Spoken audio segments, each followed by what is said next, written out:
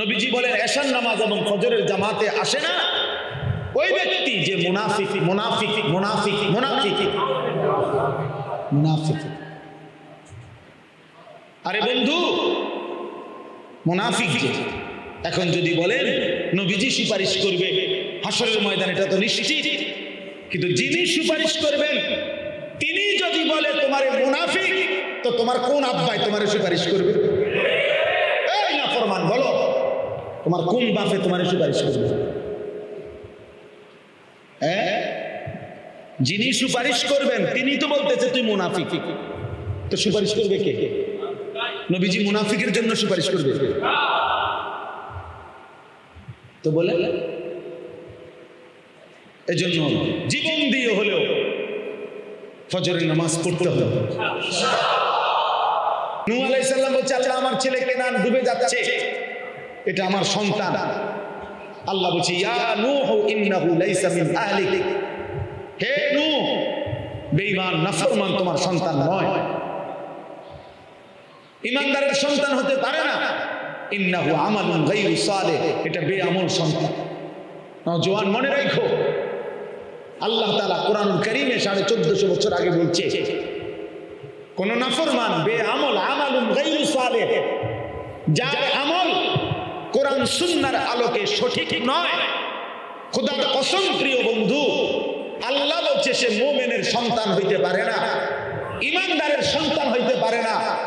এজন্য বেনামাজি নাফরমান তুমিও মনে রাখো তুমি ঈমানদারের সন্তান হইতে পারো না। সেজদাবিহীন আল্লাহর গোলামিবিহীন দিনের পর দিন চলে যায়, খোদার 365 দিন পার হয়, এক বছরে যে নাফরমান কোনদিন বলতে পারলা না ফজরের নামাজ কখন হয়। খোদার 365 দিনে কোনদিন একদিনও ফজরের নামাজ পড়লা না। হায় নাফরমান, তুমি কেমনে মুসলমানের সন্তান? কেমনে মুসলমানের সন্তান? আল্লাহ তো বলছে ইন্নাহু আমালুন গায়রু সালিহ, হে নূহ এটা তোমার ছেলে না, ও বেআমল, বেআমল। এর জন্য সাংঘাতিক, ইনসাফ করেন, ইনসাফ করেন। আজকেও আমি বলছি, আমার কাছে আরবি কিতাব আছে, এই পৃথিবীর ইহুদিরা মুসলমানদের উপরে জুলুম করছে। সারা পৃথিবীতে ইহুদি হলো সর্বোচ্চ 2 কোটির নিচে সারা পৃথিবীতে। আর ইসরায়েলের যে কুত্তারা গাজা এবং ফিলিস্তিনের উপরে জুলুম করছে, এই ইসরায়েলের ইহুদি 1 কোটির নিচে, 92 থেকে 97 লাখ, 1 কোটি না। মানে তাদের মূল জনগণ, সেনাবাহিনী, রাষ্ট্রপ্রধান সব মিলাইয়া 1 কোটি না। অথচ কি পরিমাণ মুসলমানের উপরে জুলুম করছে। অথচ হাদিসে আছে আল্লাহর নবী সাল্লাল্লাহু আলাইহি সাল্লাম বলছেন ঈমানদারের হাতে ইহুদিদের শেষ ব্যক্তিটারও পতন হবে। এমনকি গাছের আড়ালে, পাথরের আড়ালেও যখন ইহুদি আশ্রয় নিবে, সেই পাথর কিংবা গাছ ডেকে বলবে হে আল্লাহর বান্দা, আমার পিছনে একটা ইহুদি আছে, ফাকতুলহু, ওরে মার, ওরে গুলি কর। সেদিন আসবে।